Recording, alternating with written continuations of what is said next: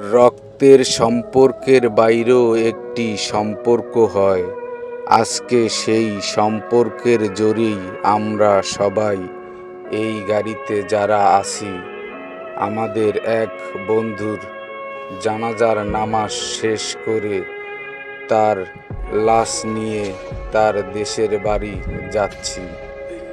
বন্ধু, তোমাকে অনেক মিস করব বা তোমাকে অনেক ভালোবাসতাম।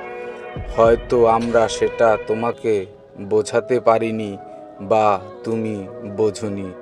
তবু বন্ধু, তোমার উপর আমাদের কোনো রাগ অভিমান নেই।